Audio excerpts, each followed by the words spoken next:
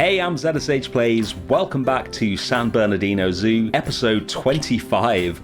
Wow, we have done a lot of building this year, from Amazonia to the water terraces and out to the islands. And today we're going to be back in the desert house building a habitat for the gorgeous new sand cats. Let's go. So last week we concentrated on the outside of the desert house. We built the meerkat habitat, the exterior of the building, and the exterior of the porcupine habitat. And today we're going to work on the inside and put the sand cats in as well. So the reason I've got this fabric all the way around the front of the building is you get this gorgeous lighting on the inside with the rays of light coming through. And we need to get a bit more light in here as well. So we're going to start putting some windows into the roof. Now, both the porcupines and the sand cats are nocturnal, so most of the time during the day when the guests are here, they'll be asleep. So one of the reasons to keep them inside is it enables you to get it a bit darker, less direct sunlight, and if you feed them at the right times, then you can encourage them to spend at least some of the daytime up and about rather than asleep, which is something I just saw done really effectively for binturongs at Chester Zoo. They were up and about and eating their food and climbing around at about 3 p.m, I think it was, which was really cool to see because I have seen binturongs so many times in zoos and I've never once seen them awake. So that was amazing, and that is one of the reasons to have a sort of combined indoor and outdoor habitat for these guys. So we're going to put the barriers in for the sand cat habitat here. This is going to mirror, in terms of the shape of it, the porcupine habitat that we did last week, but then on the inside we're going to go for a completely different vibe. So instead of the sort of scrubby grassland that we did for the porcupines, we're going to go for pure desert here. The sand cats live in deserts all the way across Africa and the Middle East, and they live like in the middle of the desert, as far away from humans and most other animals as possible. It's all just sand and a few rocks where they live, and they just trot about eating insects and little snakes and things like that. So we want to get a really deserty vibe going on in the habitat, which is appropriate for the desert house. We're going to mesh over the top as well to stop them from climbing out. They wouldn't have that much opportunity to climb out with it being glass fronted, but always important to err on the side of caution with cats. So just put a load of mesh pieces along here. And then we will move on to the inside. So this is the porcupine habitat. We didn't see the inside of it last week, so I'll show you how I built that, and that also applies for the sand cats. So I've just raised the terrain to bring it up above the floor that's in here, and then we're going to cover it all in coarse sand and then start drawing in some highlights with the dry sand, and also start digging away around this enrichment item as we've done many times before to get a nice realistic little food part for them. And then we're going to copy across the rocks from the meerkat habitat and modify those to go around the burrow. So we get a nice natural little sort of rocky look to it, so it's not just a burrow stuck in the middle of the habitat. And once we've done that, I want to work on that back wall. So we've just got this big expanse of white plaster. So I'm going to use a trick that we used for the cranes, which is to take a screenshot from my Planet Wild series and use that as a backdrop. So in one of the episodes of Planet Wild, we were in a fairly deserty environment, the Hawanib River Valley in Africa, and I really liked the way that looked. So I'm going to take a screenshot from that episode. We're going to position this billboard really carefully so that it exactly meets this back wall inside the glass, and then we will add the screenshot, and then we'll have a really nice backdrop. And it always looks so much better when it's a photo taken in Planet Zoo rather than a photo taken in real life. It just sits in a lot better. We've got some more work to do on the inside, but we want to sort the outside out next. So I'm going to just use literally one plaster block from the Africa pack with a nice color scheme. We're going to exactly copy this around the bottom of the glass so that the glass isn't just disappearing into the floor, and it looks like a proper habitat and a proper build rather than just the sort of in-game barriers in a circle around a habitat. Once we finish that, we'll copy this up into the ceiling, and then the glass joins nicely into the ceiling as well. It's really simple, but pretty happy with that. Let's move on to the sand cats. The first thing we're going to do in the sand cat habitat is raise the terrain so that it's almost level with the external wall. That's going to bring the cats, because these guys are tiny, that is going to bring the cats up to the eye level of the guests and provide a much better viewing experience. These guys are actually slightly smaller than your average house cat, except for their heads, which are really big. They've got really wide heads, almost like a palace cat, but a lot cuter and less angry looking than those guys. And then we're gonna join the sand inside to the walls with some rocks. So because of the paths here, I've already put all the paths in. That was not fun, but I've managed to get them exactly where I want them, going all the way around all three of the habitats here in a really nice curve, and I do not want to change those. So because they're already there, we can't get the sand up to this height right next to the walls where the paths are. So we're going to cover it up with rocks, and later on we'll recolor these rocks so they are exactly the same color as the sand, and we get a really nice seamless look. And then we'll put more rocks on top of them that are a different color, so that it actually looks like rock work.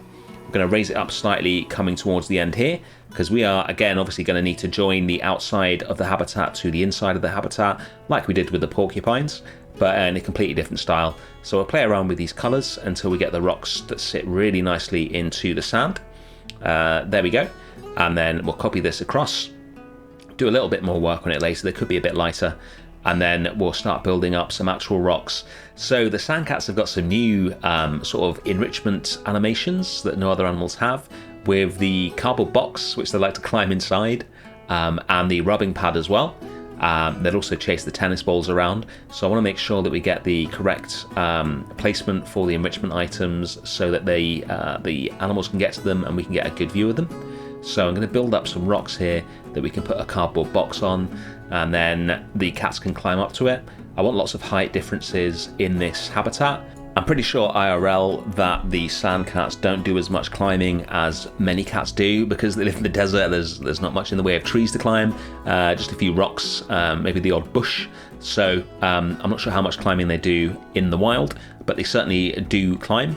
And we're going to take full advantage of that in this habitat. So I'll put the cardboard box right at the top here, and then we'll arrange these rocks so they look really natural, and there's a pathway all the way up that the cats can walk up. And then later on we'll put some branches and stuff in so they can also climb up here. So when it's finished they can walk, climb or jump to get up to here, however they fancy. That'll give a nice sort of variety. And then I also want to have it look like there's a burrow that takes them from inside to outside. So I've built up the terrain under the rocks so we can put a burrow in here. We'll get this in the right position, and then we'll get rid of all the terrain, and that means the game allows us to put a burrow up here. You can see it's built the terrain up. We'll just flatten that back down again, and now we've got a usable burrow here.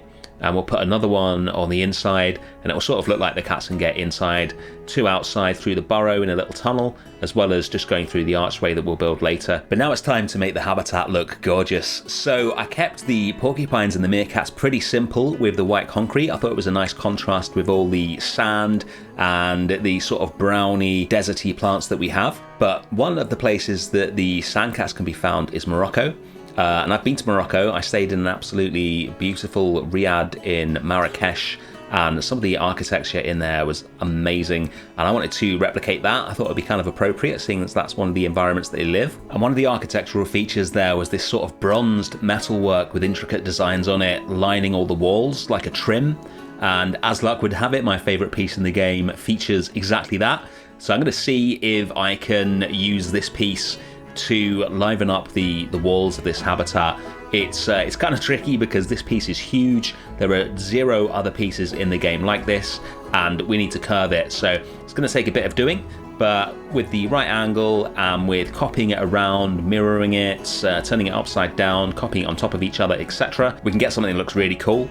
And then we'll copy this down to the bottom as well and provide sort of a shelf to keep guests slightly away from the glass. Then we're going to take some of the classic pieces in the game, like this lamppost and a few other lampposts and fountains and things, and construct some columns to cover up the glass dividers. This is a planter. It's actually got soil in it, so we need to cover that up. But once we've got all these pieces mixed together, and chuck in a couple of pieces from the tropical pack as well, because they're recolorable, so you can get them to fit this sort of bronze look, like this one here. Then we're going to have a really nice, slightly North African or Moroccan at least looking architecture. So we'll copy this across to cover up the other glass dividers, add one more little piece from the tropical pack to tie everything together, And then it's time for Franchise Masters. So something I've touched on before, but I thought it was worth explaining properly, is the staff traversable area. So if we look at our porcupine habitat here, and check out the staff traversable area, you can see all the blue where they can access is on the inside, and they cannot get out to the outside because this little archway for the porcupines is too low for them. Obviously IRL, they can just bend down or climb over the wall or whatever, but in Planet Zoo they can't get in here, and that is fine. The way you make it work is that for the part of the area that they can't access, like the outside here, do not put any food in there. You can put as many toy enrichment items as you like in there, and they will reset themselves automatically when the keeper enters the habitat. They will clean it even if they can't get out there using their magic vacuuming pooper scoopers. As long as all the food and all the water is in the parts of the habitat that they can access, you'll be good to go. Knowing that enables you to make much more interesting habitats because you don't need to worry about the staff traversable area. I hope that's useful. Let's get back to the build. Alright, so we're going to join the outside of the habitat to the inside of the habitat now. And as I said, we're going to do this in a bit more of a deserty fashion than we did with the porcupines. So we're going to use the faux rock arch, sunk down into the ground so it's nice and in keeping with the size of the little sand cats. And then we're going to use some of the desert rocks to build a big archway. They're going to be able to walk over this archway, and they're going to be able to walk through this archway. So we just need to get the faux rocks to the exact same color as the desert rocks. There we go. And then put some more of them in, and we're going to end up with this big expanse of rock where they can go under it, they can go over it, they can climb down either side. Gives them loads of opportunities for climbing and traversing the habitat, and should make for a really dynamic viewing experience when it's done. And then on the inside, this is the other burrow, so it looks like they've got an alternate pathway through there. And again, we're just going to join this in to the ground with loads of the desert rocks and get a nice seamless look to it by burying them into the ground, spinning them around, using loads of different types of rocks. Later on we use some of the stalactites as well, just to really sort of sell the idea that this is a natural looking rock formation. And then we'll do some more work on the barriers. So I'm going to use this gorgeous piece from the Africa pack to liven up the barriers a little bit. We're going to use the natural curve of the glass to do most of the work for us. Just place them on the glass, and then we can select them all and move them up into the position that we want them in at the top here. Then we're going to put another screenshot in for the backdrop of this habitat, this time using a screenshot from the Monument Valley episode of Planet Wild, which is in Montana and Arizona rather than Africa, but it's just a really nice deserty looking background which I thought really suited this habitat.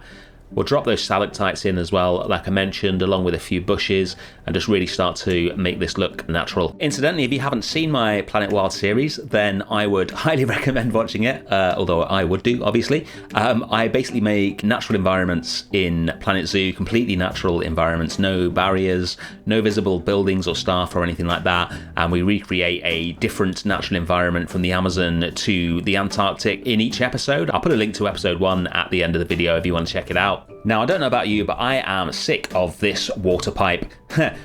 We have to use it all the time. You can put bowls in, and sometimes I do, but it means the keepers have to refill them, which takes loads of time. So normally this is the best option, but it is dull. So I decided to try and actually do something with it rather than just hide it somewhere like I normally do, because we've got this North African fountain from the Africa pack, and it is a really nice piece. I don't think I've ever used it before, but it's really nicely designed. So I decided to see if I could do something with this and make it fit in with the water pipe. So we're going to recolor the water tap so that it matches the tap on this piece here, and then I'm just going to go crazy with rotating this and create some sort of weird sculpture thing. I had no idea what I was doing when I was doing this. I was just sort of copying it around and seeing what happened. Let me know in the comments what you think of it. I can't decide if it is just absolutely bizarre or if it's really cool, but I decided to leave it in there because it's a lot more interesting than the standard water pipe. We've just cloned it and rotated it loads of times, recolored it, and we end up with something that is unique at the very least. And it just sits into the habitat and prevents us from having to look at that water pipe again. So we're going to copy a few more of these stalactites around so we get little rocky outcrops throughout the habitat. And then we're going to put in some little sleeping boxes for the cats. So I built this little sleeping box quite a while ago for the red panda habitat in the Moonlight World, but I don't think I actually ended up using it. No, I don't think I showed it in the video either, because I ended up going in a different direction with a little treehouse for them. But I really kind of like the design of it, the way it's got a circular hole, which obviously is not something you see very often in Planet Zoo, just made from loads of the smallest wood pieces in the game. So we'll put these up here with some little ladders for them to climb up, and that is the Sandcats done. Let's take a look at it.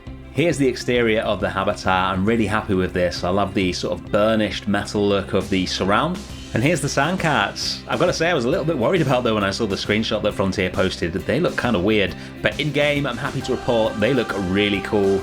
They are super cute. Their animations are amazing. One of the smallest animals in the game. Look at these guys having a little fight. Yeah, really happy with these guys. Let's take them outside, see what we've got out there. Here he comes. So I gave him loads of different options to go with. As I said in the build, they can come up on these rocks here and then attack this little cardboard box. They can walk all the way across the archway. It looks really nice in the evening light. I'm really happy with this addition to the desert house. Let's have a look at where we started today and where we are now. It is coming along nicely. Next week, we are going to try and finish this. Thanks for watching. I'll see you then. Bye.